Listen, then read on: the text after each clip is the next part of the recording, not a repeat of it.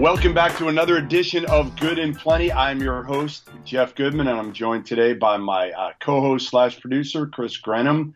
And we got plenty to talk about today. My last week or so travels out west. We'll hit on all the teams, and I'll give you some stories as well. But first, be sure to subscribe to the podcast on iTunes and also subscribe on Stitcher. You can find us on CLNS Media. You can find me at Goodman Hoops on Twitter. And please give us your reviews, give us your feedback, anything that we can do to make this a more pleasurable experience for you. Listen to the podcast, we will do. Chris, got back from a week trip out west, which was good. I think we talked early on, and it was raining in San Diego, but I got through it. I fought through it, and Jalen McDaniels. You fought through that brutal West Coast weather?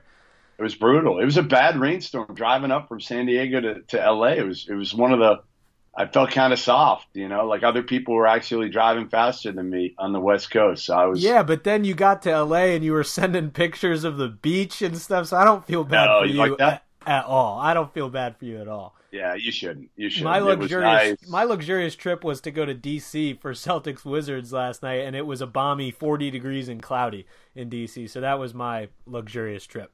Listen, you got two big-time Kyrie shots, and you watched John Wall just tear apart. It might as well have been you or me trying to guard John Wall at the end of that game, Seriously, by the way. That was probably his best all-around game of the season. He was just putting his head down and going north to south. It was really impressive. It was a lot of fun.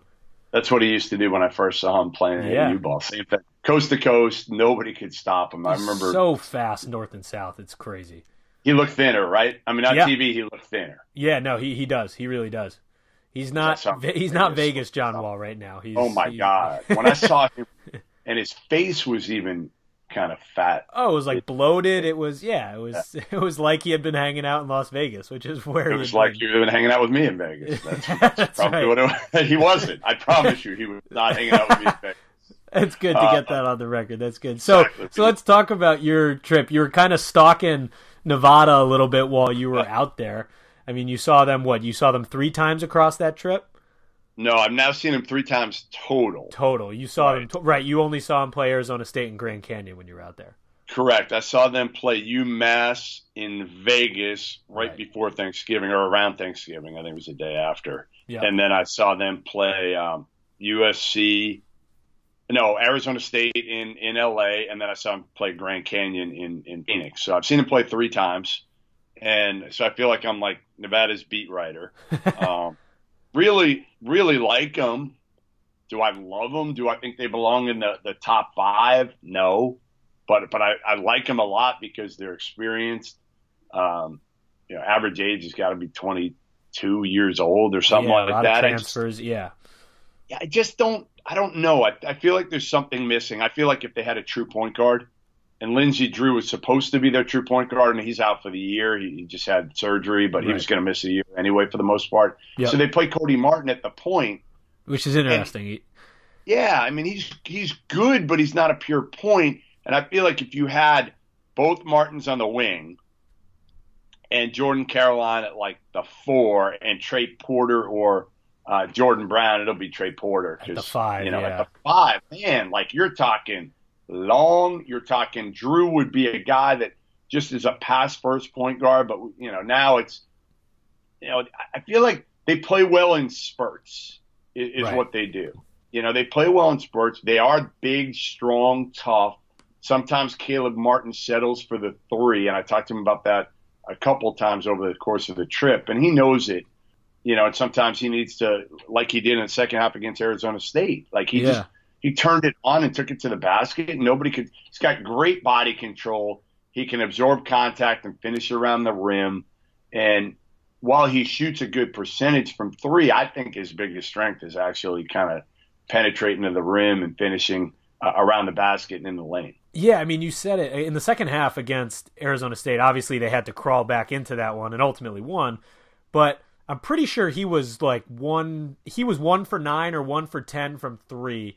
He was 5 for 8, I think it was, from for 2-pointers, and I mean his ability to get to the rim so easily. You watch it, and then you'll watch Nevada play in their next game, and you'll see him settling for spot up threes. It's frustrating to watch because he can get to the rim and finish around the rim. It's kind of a similar comparison, at least with the way they're both currently playing, to Jaylen Brown with the Celtics. Obviously, it's a weird connection there, but Jaylen Brown's another guy who has pretty good body control and can get to the rim very easily, but oftentimes is settling for perimeter shots. And I think Caleb Martin has some of the same sort of tendencies there. So that Arizona State game was their biggest test that you've seen, correct? And what if ASU isn't great? Like, I think they're going to be good. I think they're going to be top 3 in the Pac-12 and be a tournament team. But if they're not, okay, USC looks abysmal. USC is in trouble. I mean, TCU beat them by 100. They quit. They completely quit. Yeah, they bailed. They bailed on Enfield. They totally did. So you look at who Nevada's beaten. BYU, not a tournament team. Pacific, Little Rock, Cal Baptist. Tulsa, not a tournament team. UMass, not a tournament team. Loyola Chicago does not look like a tournament team. USC certainly doesn't. Arizona State, yes, as of now, I think they're a tournament team. And then Grand Canyon. And the rest of the way, they play South Dakota State Saturday at home. Right. And it'll be a good test because Mike Dom's a stud. But they got a kid named David Jenkins, a sophomore guard, who's terrific too. So, like, that's probably a tournament team at the end of the day. Probably not an at-large one, but a tournament team. Then the rest of the way, they may not play another tournament team. Yeah, you make a good point. Like, if Arizona State doesn't turn out to be a tournament team, that strength of schedule is an interesting look. They've got no reason to have more than 5 losses on that schedule. Yeah, I mean, 4 top. Like, a lot of people think they can run it, Chris. I don't think they can run it, but a lot of people are going to talk about running it because they're going to look down their schedule and say, like, who's going to beat them? I mean, New Mexico, talk about a team that quit. They quit when I saw them play St. Mary's in the first of those 3 games in the triple header in L.A. It was 2 of the worst games I've ever seen. I mean, New Mexico, to be honest, New Mexico and USC should have had to play each other in like a court in L.A. They should have went to like Compton. They just played in a court in L.A. afterwards in front of absolutely nobody because that's how little effort both of them gave in their respective games. Yeah, the USC Nevada game, I'm sorry, not the USC Nevada game. I don't know. I mean, USC just looks like they're not. It's like Andy Enfield has almost lost control of what's going on there. I don't really see him being there much longer if it continues trending this way. Who else? They got beat by Vanderbilt earlier in the season, Texas Tech. Also, it's just not. Have a good Andy. You know how I like to tell stories. Tangents. I'll give you a good Andy Enfield one. All right, so we're at the Final Four. A bunch of us, we're ready to go in the Pump Party. Dane and David Pump run this party every Final Four where, you know, it's like I don't want to say who's who, but like tons of coaches go. That kind of thing. A lot of assistant coaches, but some head coaches go too. Musselman was there last year, I think.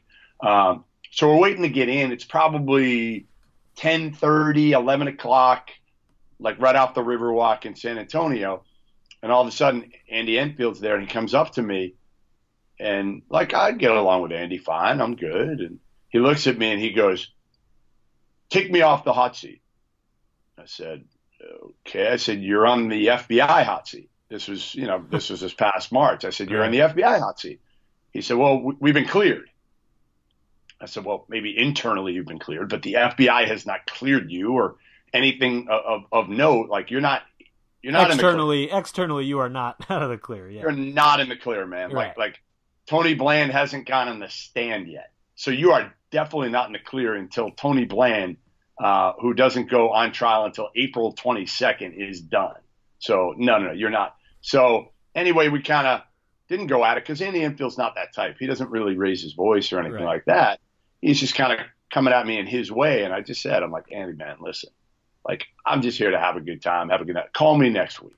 Like, call me whenever you want. You want to go at it, we'll go at it. I'll talk to you about it." But Sean Miller was on that FBI hot seat. So was Bruce Pearl. Everybody who was involved was on that. Yeah, separate he wasn't FBI alone. Right? No, hell no. Yeah. So anyway, so that was the case, and we saw each other like 3 hours later on the Riverwalk. At like it was like 1:30 in the morning at that point, and he kind of apologized. for doing it when he did it. But then it was weird. Then he was like, well, I don't know how to get a hold of you.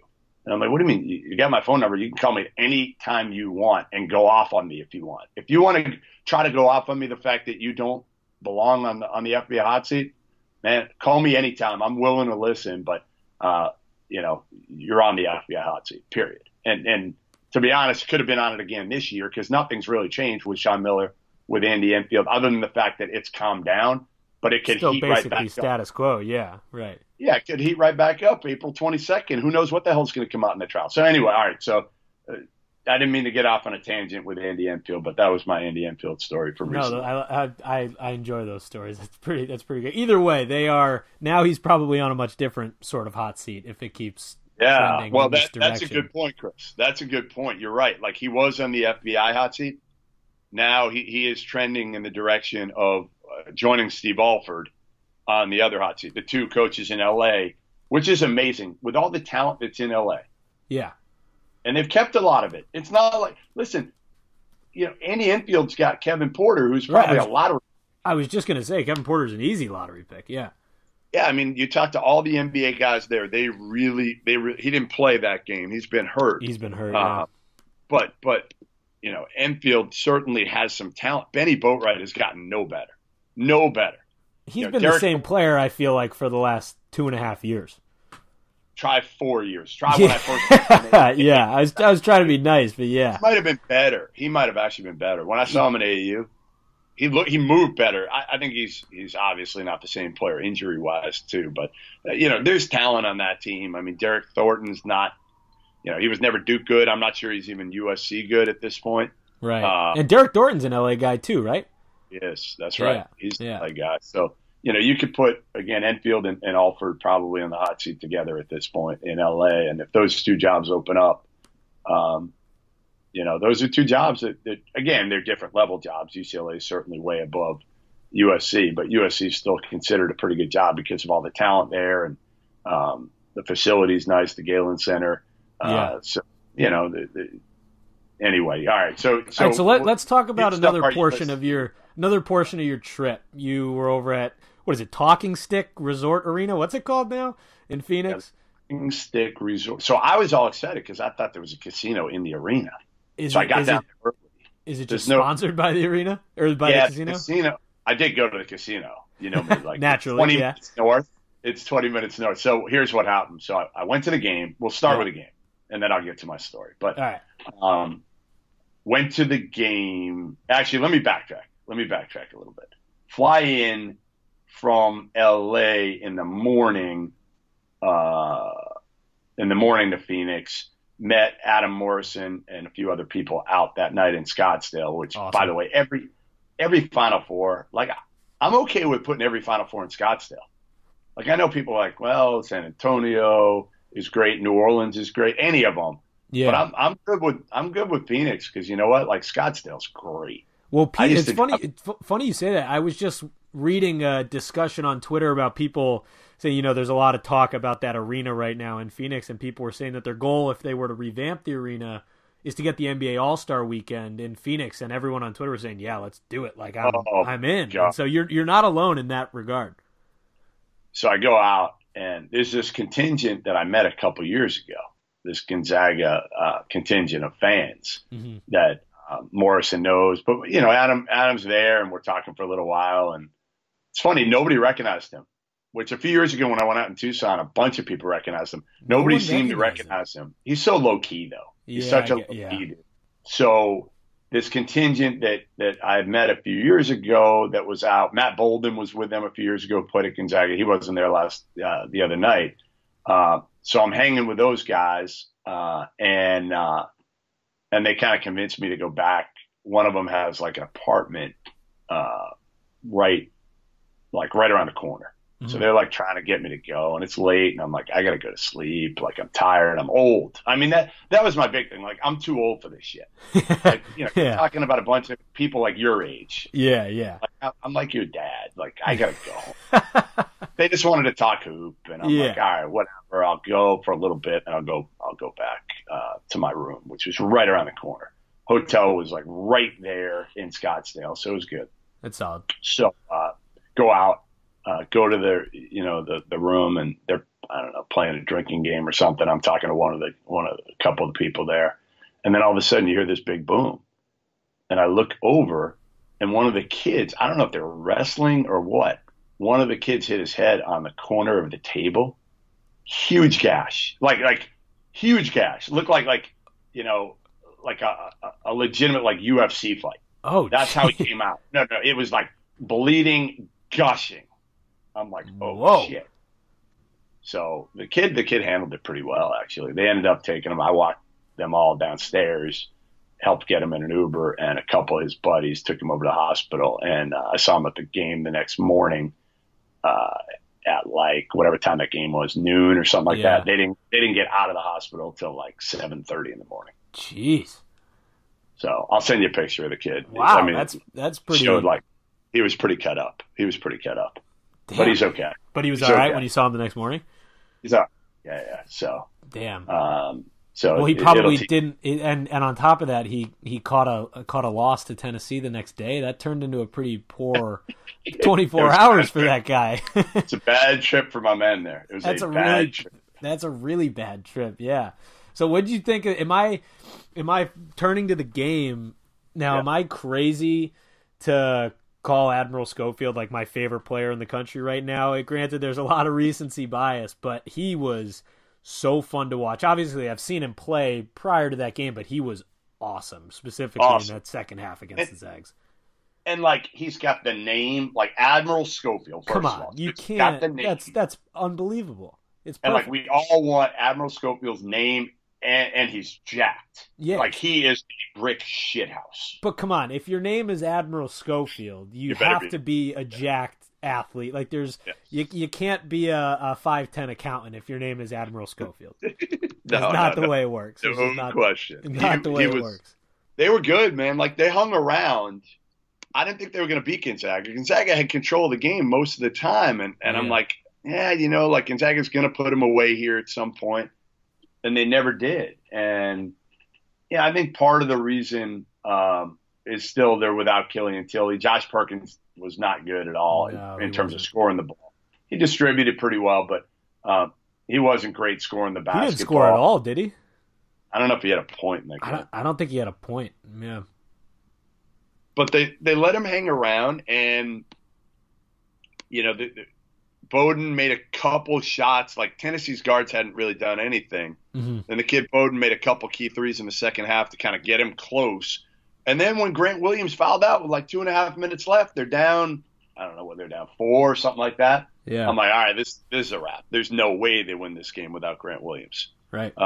Sure enough, Admiral hits like banks in a 3 that obviously he didn't call, and then hits another big 3 at the end of the game. And the one thing was, Zach Norville he's capable of taking and making some big time shots, some bad shots. He's a bad shot maker, is what he is. Yeah, that's perfect. Yeah.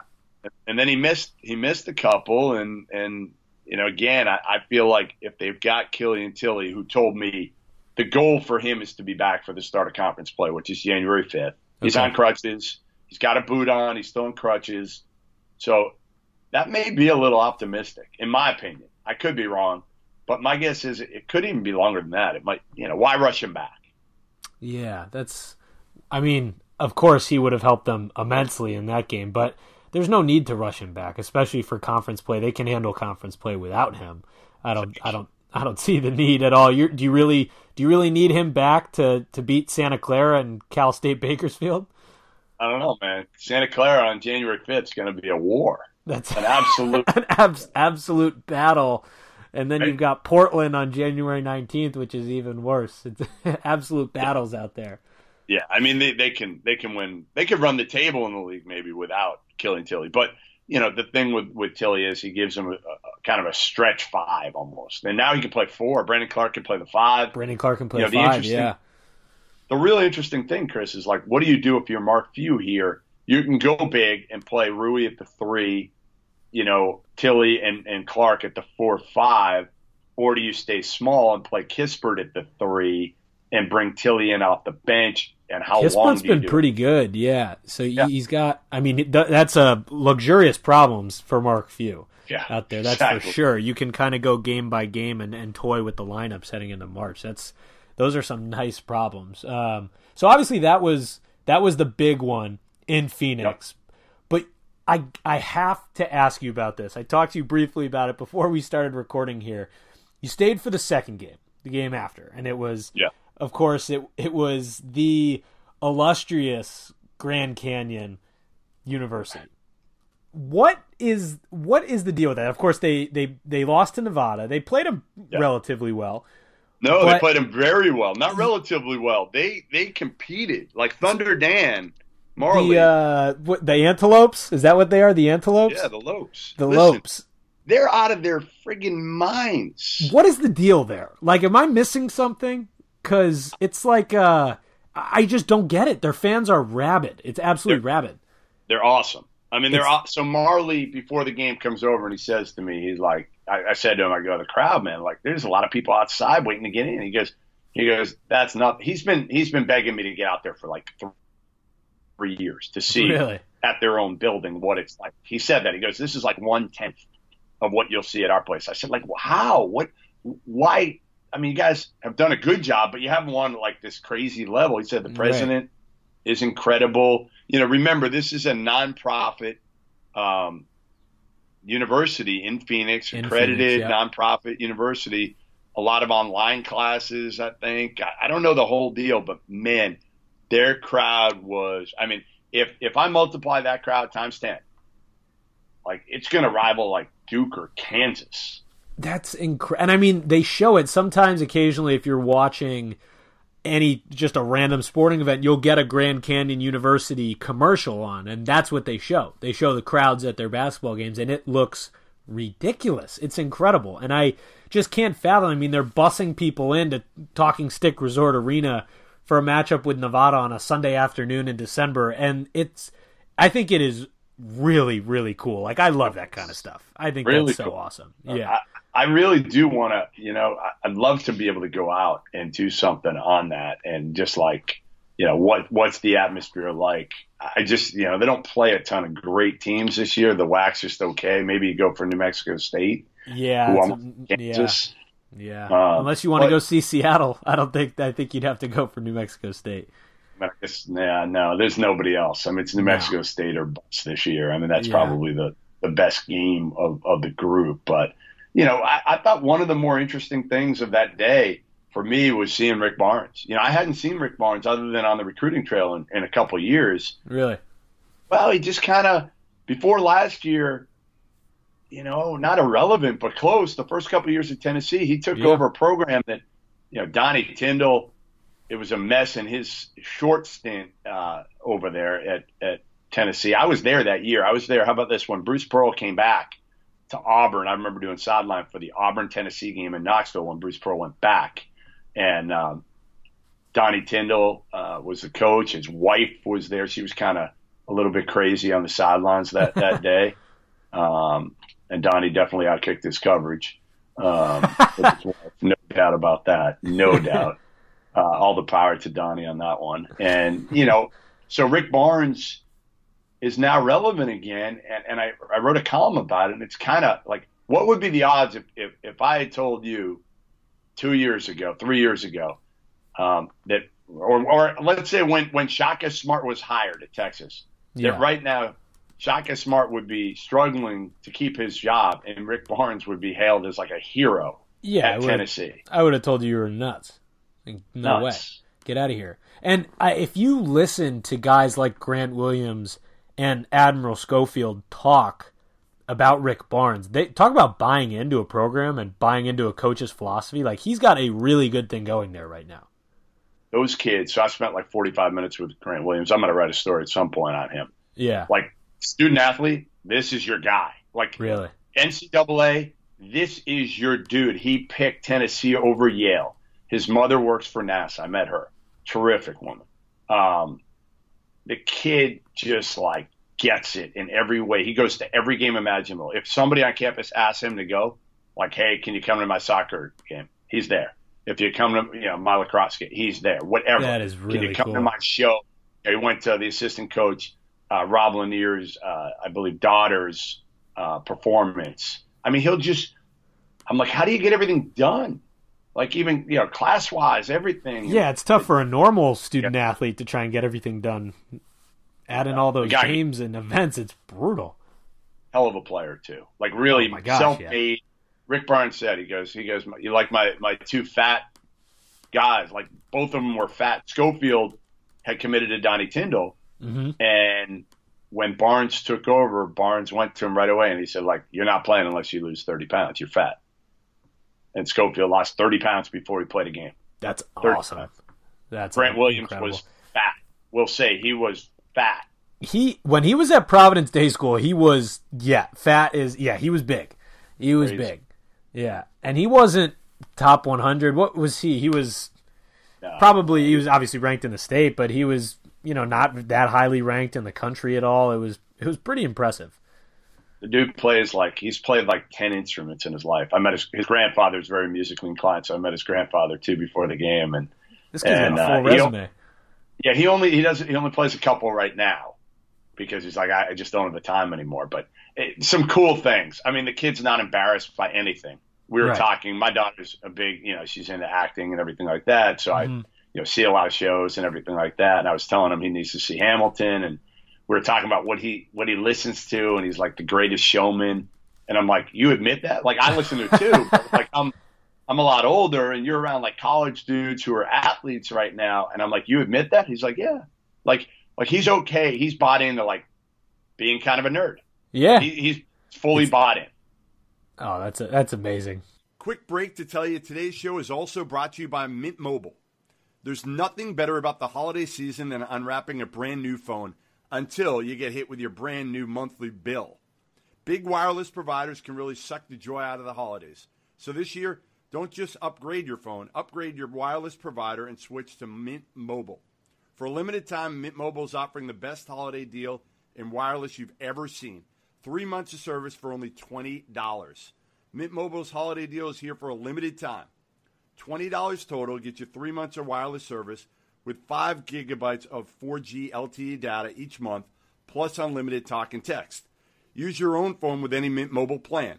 You can keep your old phone number along with all your existing contacts. Mint Mobile runs on the nation's fastest, most advanced LTE network. And if you're not 100% satisfied, Mint Mobile has you covered with their 7-day money-back guarantee. Take advantage of this Mint Mobile holiday deal before it's gone. Get 3 months of wireless for $20 and get the plan shipped to your door for free by going to mintmobile.com/good. That's mintmobile.com/good. 3 months of service, just $20 at mintmobile.com/good. So we can kind of switch to the other side of the spectrum, maybe with guys who haven't necessarily bought in or maybe having some troubles. We can go to the Quade Green spectrum. We can go to the Jahvon Quinerly issue. Which one do you want to start with here? Yeah, both highly rated point guards. Really highly rated point guards, yeah. Let's start with Quade. That's easier. That's an easier one for me to dissect, right? Like Kentucky gets in last year. Emmanuel Quickly, McDonald's All-American point guard, coming in as a freshman this year. And then they convinced Ashton Hagans to reclassify. He had committed to Georgia and Mark Fox. And then when Fox was fired, or maybe even before he was fired, he bailed out of his commitment. Kentucky was all over him. They got him to reclassify and come in this year instead of next year. So I thought immediately, and I probably tweeted it immediately. I was like, all right, Quade's, like how long does it take before Quade Green transfers? Because now he's your third point guard. Right. Or if you make him a 2 guard, he's a 6'2" guard. Like that's not going to work. So Quade made it like the semester, and his minutes were dwindling and his role was going to diminish, and he knew it. And I'm sure he had a talk with Calipari about it before he made the decision. And Quade Green is now history.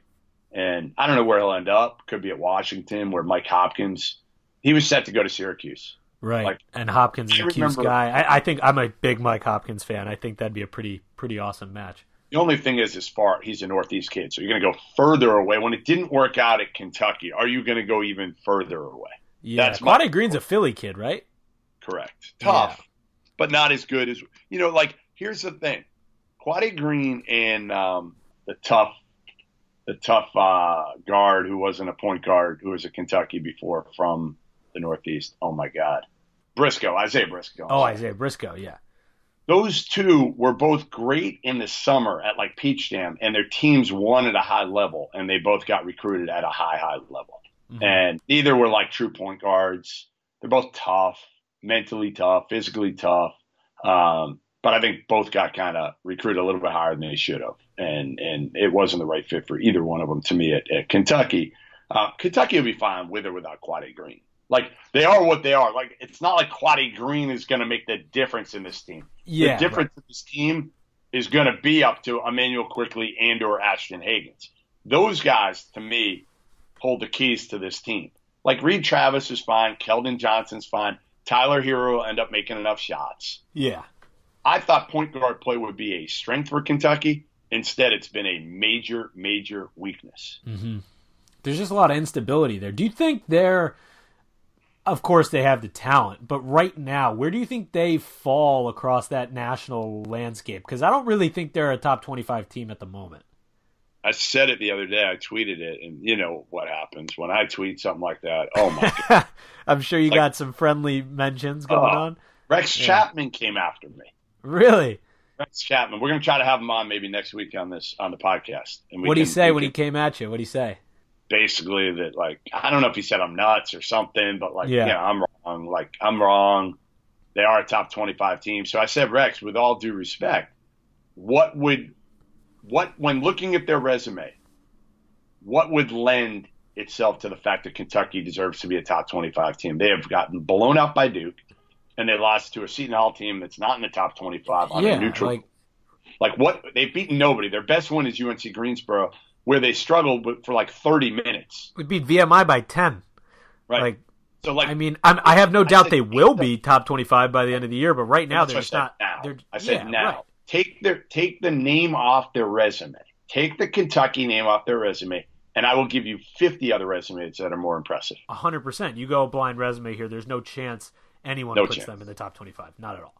Not at all. And again, they'll be fine. They won't. But will they be fine? Here's my question, and I don't know the answer to this. They'll be fine. They'll be better. But will they be good enough for Kentucky fans? Will they be a team that is a threat? You know, Calipari's teams traditionally do much better in the tournament than they do. Right. Like, if you go through the regular season, it's not all that impressive. Like, some of them are, obviously, but there's a bunch of years. You know, they had the run the table year a few years ago when they lost to Wisconsin in the NCAA tournament. But when you look at some of the actual regular seasons, like last year, they were tied for fourth in the SEC. They were 10-8. Mm-hmm. In 2012-13 and 13-14, they were 12-6. 2 years ago, they were 13-5 in the SEC. And a lot of those years, 13 and 14. The SEC sucked. Yeah, it was not. The SEC had like three straight pretty down years there. Right. It's good now. It's way better now. So Definitely. Like even last year when they went 10-8, now it's a disappointing 10-8. Yeah. But they, it doesn't matter if you go like in 14, they went 12-6 in the league and they went to the championship game. Nobody cares. Like, it doesn't matter. Your regular season's irrelevant. But again, will this team put it together? Because there's no excuse that they shouldn't. Zero. I mean, they may not have elite talent, like top 10 NBA draft talent, but they have enough that they should absolutely be in the equation for the Final Four when it's all said and done.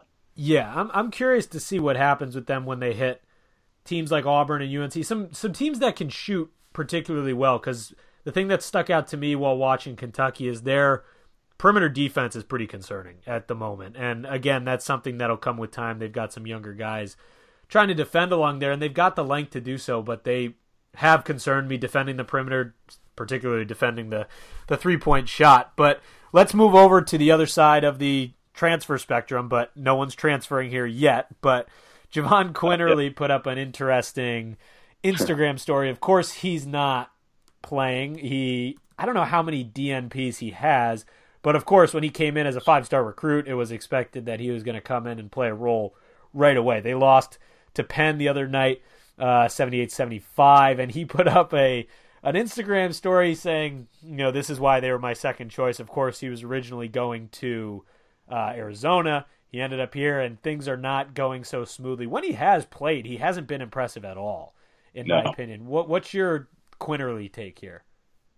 Well, if he was good enough, Jay Wright would be playing him. Let's be honest. It's not like Colin Gillespie has set the world on fire, and Jay Wright has been known to play 4 guards at once. So if Quinerly was one of his top 4 players, he'd be on the court. So either, number one, he's not picking shit up quick enough, and it could be that. It could be as simple as, a lot of these coaches, when they recruit these kids, they're evaluating them in AAU basketball, and it's just up and down, and it's street ball. It's just, pickup. Right. And then when they get them in, sometimes, and I'm not saying this is 100% the case with Quinerly, but sometimes they're just not ready. They're not picking stuff up defensively quick enough. Or the other case will be that he's just not bought in. He's not practicing hard enough. He's not playing hard enough. He's not doing the things that Jay Wright has now said are the foundation of Villanova basketball. And remember, he got away from it a couple of years ago, and he got back to it. After those years with like Corey Stokes, Corey Fisher. Yeah. He got back to Villanova basketball. And I think now Jay Wright is just saying to himself, you know what? No player, no recruit is going to hold me hostage. I'm going to make sure that, this kid grows up or is ready before I put him out there. And if we lose some games, so be it. I have the ultimate job security now. I'm not fighting for my job. I just won 2 of the last 3 national titles. I can do whatever the hell I want. Right. Kind of fascinating to see how they handle it. I mean, this is a program that has been, from an outsider's perspective, basically perfect for the last 4 years or so. Like, they haven't had any of these internal issues going on. They've been basically, clean as a whistle. So, kind of interesting to see what he does. I don't, I kind of love him standing his guard if that is the case. And maybe this will be a turning point for them. Maybe allowing, Quinerly to kind of, I don't want to say lash out like that, but maybe it could have created an interesting conversation between the two of them, and maybe they can turn from here. The best part about the whole thing was listening to Quinerly try and say that he was hacked and try and spin that regard. That was my favorite part. Didn't Naz Reid, his boy from New Jersey, also say he was hacked or something? Yeah, that's right. Come on, man. Yeah. Come on. Just suck it up. Those are the best. Villanova's an interesting case. I mean, of course, they lost a decent amount to the draft last year, and people, including myself, expected them to kind of keep up what they've been doing. They have Eric Pascal, who I still think is one of the toughest matchups in the country. Phil Booth is he's there. Been disappointing. It's been disappointing because, they expected that freshman class to come in and have an impact right away, and the lowest recruit, basically, in that class, Sadiq Bey, has been the best out of that group. You've got guys like Cole Swider and Quinerly and Brandon Slater who just aren't contributing at all. So if you were to tell me last year that Sadiq Bey was going to be the most impactful freshman in that class for Jay Wright, I would have told you were nuts. Yeah, no doubt. So did you see my Coach of the Year ranking so far, top 5 Coach of the Year? Yeah, let's talk about that. So you've got John Beilein up top, right? Yeah, who do you got? You got anybody else or no? Well, I like Holtman. I think I'd put Holtman at 1 just because of what he does with so little. He continues to impress. I mean, he did it at Butler too. It's really impressive, and with what they lost, he's still, what are they, 8-1 right now? And he's ridiculous. They got a win over Creighton. They beat Cincinnati too. I think I would have him at number 1, but I have no issue with any of the 5. So you've got Beilein, Chris Beard, Chris Holtman, Nate Oates from Buffalo, who I would also love to talk about because Buffalo is fascinating. And then you've got Bob Rickey from Furman up there too. So what are your thoughts here with Richie and the rest of those guys? I mean, listen, they're all, and I do it differently. I don't do it with my Coach of the Year is never going to be somebody that was picked in the preseason top 5. It's just not as great a job. I kind of like that. Tony Bennett's done a great job, but everybody had him in the top 5.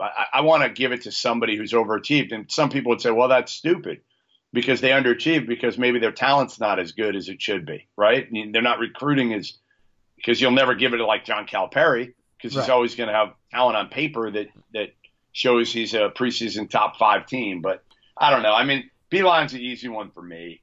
I mean, what about you wouldn't put Rick Barnes in there? They were like top 10 preseason. Probably not. Probably not just because. But I think he's done a great job. I mean, overall, yes. I mean, listen, Rick Barnes should have been in the equation for National Coach of the Year last year at the end of the season with what he did. I may see two of these guys next week. I'm debating whether to go to Buffalo at Syracuse on Tuesday. That'd be a fun game to go to. I would go 100%. I mean, it's like a 5-hour drive. I would go 100% if I wasn't then Thursday morning taking the Amtrak to the Garden. So I have to be in Chicago Friday morning, early. Okay. For stadium stuff. Thursday night is Texas Tech Duke at the Garden. Right. Texas Tech's undefeated. Duke's Duke. That would be a quick turnaround, going to Syracuse earlier in the week and going right back down to MSG. That's a pretty quick turnaround. It's rough. I mean, leave Tuesday afternoon, early afternoon, drive down, see the game, get out of there a little bit, maybe drive some back so it's not as far. Get back Wednesday, by noon even. Get back Wednesday by noon, leave Thursday on the train. And then the good thing is I'm meeting my family in Chicago. There's a doubleheader in Chicago next week. It's Kentucky, Carolina, and Ohio State. What's the other UCLA. one? Oh, okay. I didn't know they were out there too. Okay, got it. Yeah. So it'll be good. I mean, so I'm going to see 3. How about that? I'm going to see, within the next week, I'm going to see Beard, Holtman, and Oates. It's a good batch. That's a good batch. Buffalo's fun to watch. Guys like Nick Perkins and Jeremy Harris. They're a really good. I mean, they brought back basically everyone. I really like that squad a lot. They're legitimately dangerous. Like they're a really legitimate. Wait till team. Harris hasn't even made shots. He's been hurt with a wrist injury. He has not shot it well. Right. So once he shoots it well, once he gets going, they're going to be that. And if they get going, he's going to need to get going against Syracuse and Marquette. They play them back to back, and if they split, there's no reason we shouldn't be talking about Buffalo as an at-large team. No reason. I love it. I think it's awesome. You need. Hey, the other guy that we can't get through this, and then we'll end on this note. But we can't get through the podcast without giving a little love to Kelvin Sampson.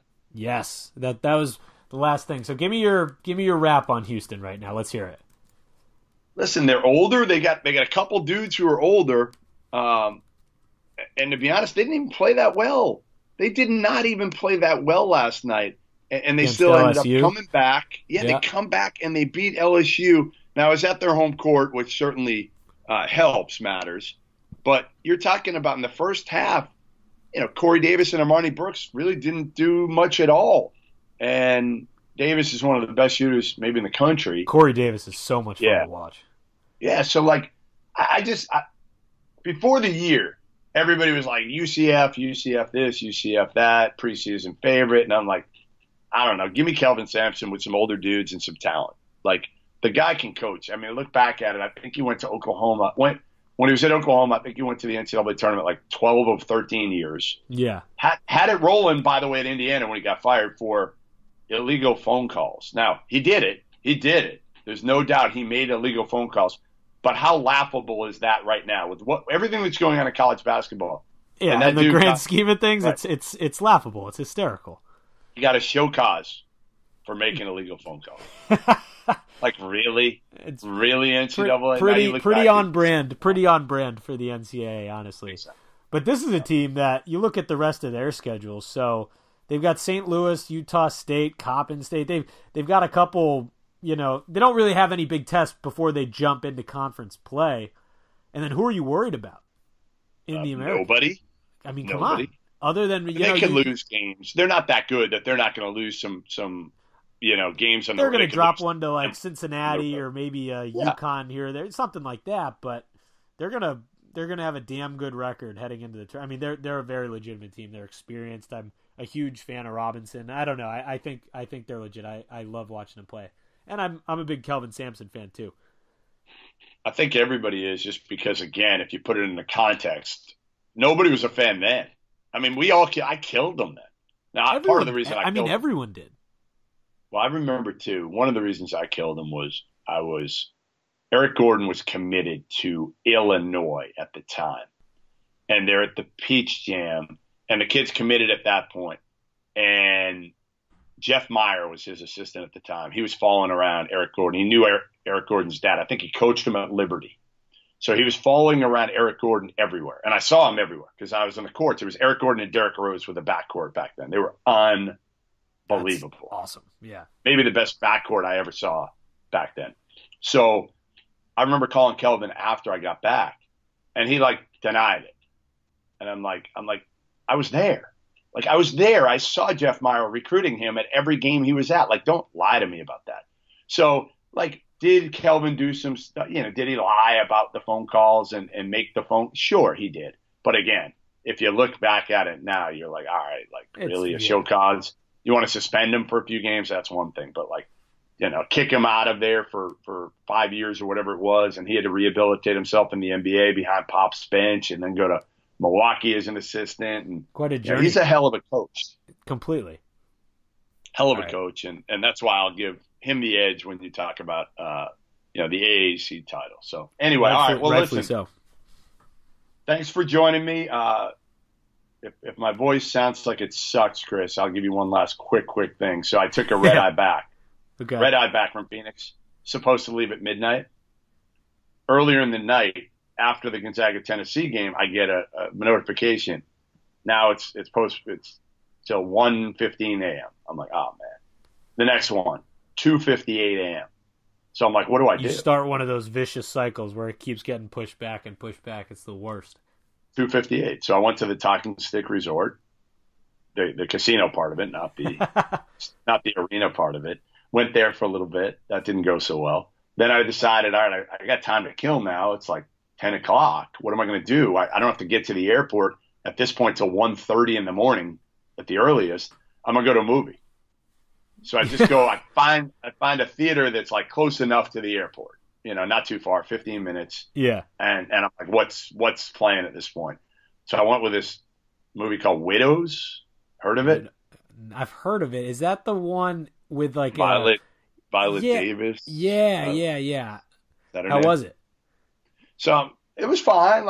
I'm through an hour of it, and then I got to take a leak, so I go to the bathroom, and I'm ready to walk back in, and my phone goes off, and I'm looking at it, and it's some sort of notification. It looks like the flight is back on, and at this point, it's 11:15. Back on to its regular time. That's what it looked like it said, and it did in that text. And the flight's 11:58. It's 11:20. And I'm 15 minutes away. So I'm like, oh, shit. And there's not another flight until the next night, right. Direct from Phoenix to Boston. So I get in my car and I start rolling. And as I'm going, I'm like, this just can't be right. Let me make sure. And by the time I got to the airport, I realized that I had either misread it or it had been sent to me incorrectly.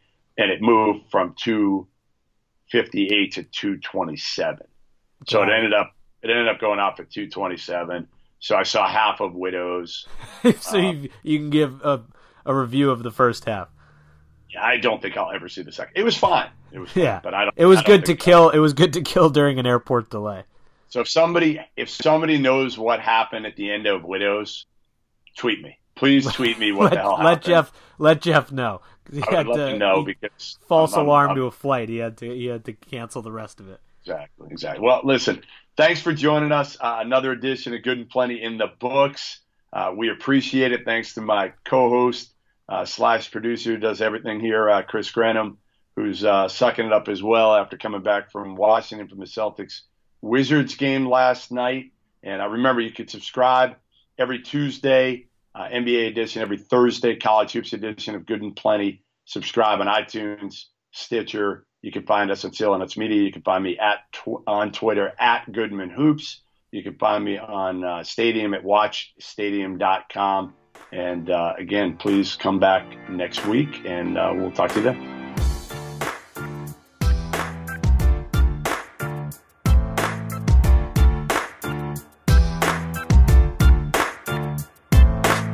Hey, sports fans, I'm Coach Nick of the B-Ball Breakdown podcast on the CLNS Media Network. I break down the NBA from a coach's perspective and have some of the best basketball minds join me weekly to discuss the latest NBA news and what's truly going on the court. Subscribe to the B-Ball Breakdown podcast wherever you get your podcasts or find us on clnsmedia.com. It's a great conversation. You in?